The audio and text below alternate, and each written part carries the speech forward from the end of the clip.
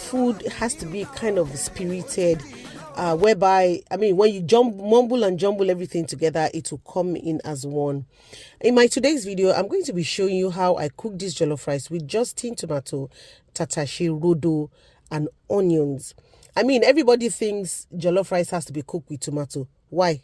I don't really think so. You're welcome back to my channel. My name is AJ of Honey's Kitchen and Lifestyle. And to all my returning subscribers, thank you so much for coming back to watch this video. And if you're new here, please sit down, relax, and watch this video. And please don't make it your last. Make sure you subscribe to the channel. Okay, let us dive right into it. So in here, I've got 16 ounces of a cup.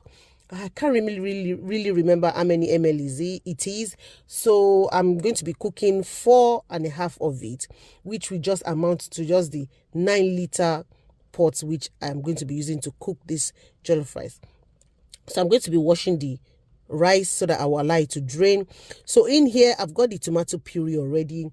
So I took about 3 scoops of this wooden spoon that you're seeing. So I'm going to fry this tin tomato to make sure it is properly fried. So I've blended my tatashe and rodo and with onions.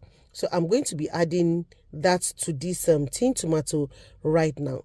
So guys, please let me know, have you cooked jollof rice with just these 3 or 4 ingredients I have mentioned to you? This is my first time I'm going to having to cook it, and I want to see how it's going to turn out. So I've added the pepper, which is the tatashe, rodo, and onions inside, and I'm going to allow it to fry. If you want your jollof rice to really stay long on your cooker, if you don't want to put it in the fridge, please make sure that your pepper is properly fried. So here I'm adding some salt, and I'm going to be adding thyme. Thyme, I don't know, I think thyme is the only ingredient that I use in my jollof rice. I really like it. It smells really nice. And I'm going to be adding my jollof rice seasoning. I'm going to be adding a picture of this jollof rice seasoning. I think I talk about it a lot, but I've never showed you guys. See, it's not a paid advertisement, but I'm just going to be showing you guys what it looks like. And I'm adding some knorr cubes inside the jollof rice. I'm going to stir it very well to incorporate everything together. Then I'll cover it and allow it to cook and fry properly. So this is how you know that your pepper is properly fried, when the oil really comes back right on top of it.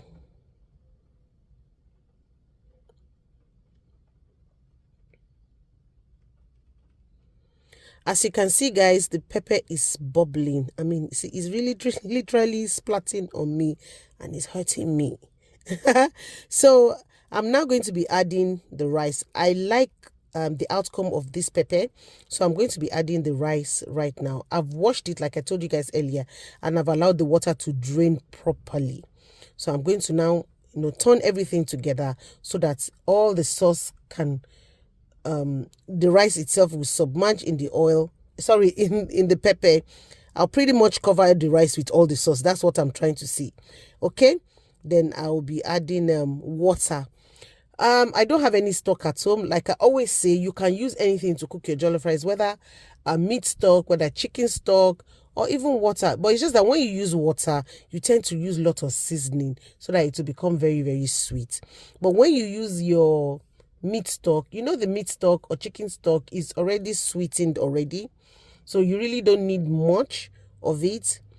I don't use bay leaf to cook my jollof rice because sometimes I don't really know the use of this bay leaf. I know a lot of people use it. I'm not condemning it, but I don't know, maybe it's just me. It's just like, I don't know, really. Anyway, I'm now going to be using tin foil to cover it. The reason why we use tin foil is to allow to trap the heat inside the jollof rice, because you don't really need much fire anyway. But me, I'm using hot plate, so I've reduced the heat so that it will steam nicely. But if you want your jollof rice to have this smoky effect, well, you need a kind of pot to do that. But you need the heat to be really high. So at every point in time, you need to keep opening the rice to turn it very well, because you don't want the sauce to be concentrated on one part. so that the rice will be evenly distributed. I mean, the sauce will be evenly distributed with the rice.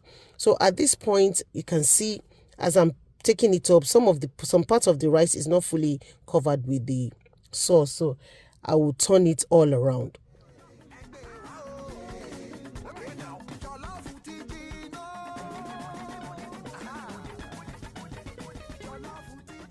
So pretty much this rice is coming together. You guys can see. Who would know that there's no tomato inside this rice? So that is why I said, see, cooking food is basically just putting your ingredients together. If you believe in the kind of ingredients you want to use, it will come out the way you want to. I know everybody say this is how it's been done, but you can do your own differently. Trust me, you can do your own differently. And that is why I like to, experiment so much on food. So I've tasted it. It wasn't that sweet. It wasn't giving me that kick that I wanted. So I've added some salt and I've added some jollof rice seasoning. Because I used water. I'm sure if I'd used meat stock, it would have been better than this, but it's still coming out nicely and it tastes really nice like right now. But I'm still going to cover it because it's still a little bit hard. So at this point, guys, this jollof rice is ready. Look at it. It is jollofing. Hey, it is jollofing. Put this on the table for anyone and they will tell you that this is really top-notch jollof rice. So pretty much I'm trying to tell you that you don't really have to use all the ingredients that everybody say, oh, this, that. Anyway, jollof rice is ready. I'm going to taste it before I'll start packing it for my client, and I'm adding some beef to it. So guys, thank you so much for watching. Please make sure you subscribe to this channel if you're new here. Till I come your way again next time, take care, stay safe, and God bless you. Bye.